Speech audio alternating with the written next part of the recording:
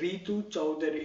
ఇదేంటో అంటే ఇది నాకు అనిపించింది చెప్తున్నాను. సో ఇది ఎలాంటి హేటెడ్, ఎలాంటి అంటే కామెంట్ ఏం కాదు. ఎందుకో ఒకసారి ఏడ్చినప్పుడు ఎందుకో చాలా అంతలా అనిపించదు.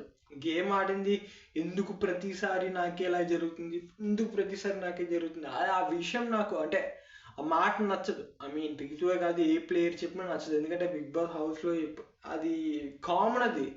సో ఎప్పుడు నా విన్ ఎందుకు ఇలా జరుగుతుంది ప్రతిసారి అని చెప్పి అంటే ఆ ఏడుపు, అది నేను దాని గురించి మాట్లాడకూడదు. బట్ ఆ క్రయింగ్ అన్నది ఎక్కడో కొంచెం ఒక టైప్ ఆఫ్ ఇరిటేషన్లో అయితే అనిపిస్తుంది. ఐ మీన్ టాస్క్ విన్ అది సంచాలకి చెప్పేసింది, ఇంకెందుకు ఈ విన్ ఎలా ఉండేవరా, నన్ను ఎలా ఉండేవరా అన్నట్టు తను వెళ్ళి లోపలికి వెళ్ళి ఆడవడం, బెడ్రూమ్కి వెళ్ళి ఇక్కడేమో బర్నీ గారు బీపీ రేస్ చేసుకుని ఆయన చెప్పడం.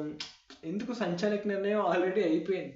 So no one can change that decision. మహా అయితే వీకెండ్లో నాకు సార్ దాని గురించి మాట్లాడతారు తప్ప అక్కడ అందరికీ తెలుసు.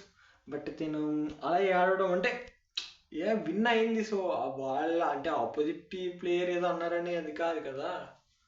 సో అక్కడ నాకు ఎందుకు నచ్చలా ఆడడం అది. బట్ అది ఎమోషన్ ఎవరు క్యారీ ఫార్వర్డ్ చేయలేరు. బట్ అది ఒప్పుకుంటాను.